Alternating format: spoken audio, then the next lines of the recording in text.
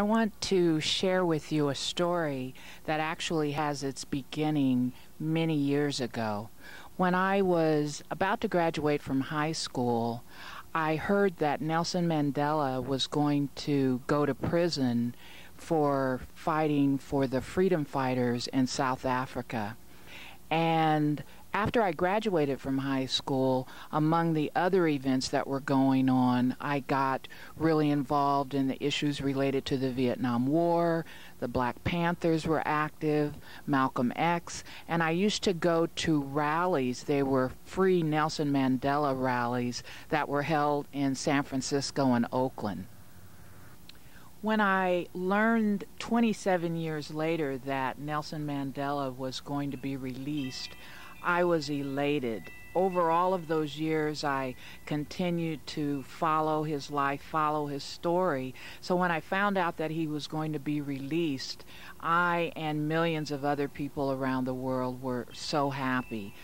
So when I heard that Nelson Mandela was going to come to the United States, I was elated. When I learned that he was going to come to the East Bay, to Oakland, I was out of my mind. I was trying to think, how can I be one of the hundreds of thousands of people that are going to try to get a ticket to see him?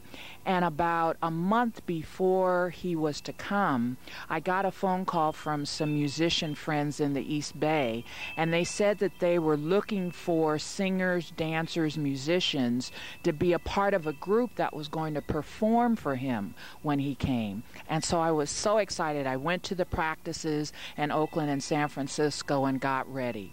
Finally, it's maybe a week before the event, and I find out that I'm going to be one of the featured vocalists. So when we got to the stage, I got out there, I looked out in the audience. There were 80 to 90,000 people, the largest audience I had ever seen.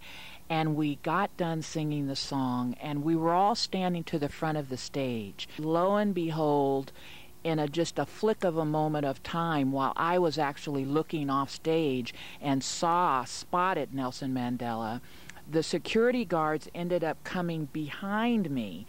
And when Nelson Mandela came out, I was the only person that was in front of the security guards, and he was standing within touching distance from me. When I looked at Nelson Mandela, it was as if we were the only two people in the world, and I was very emotional. I was in my mental state, I was in my physical state. I just really couldn't believe I was standing this close to such an important man and figure in my life. And he looked at me, kind of gave me a little smile and recognition, and I did the same.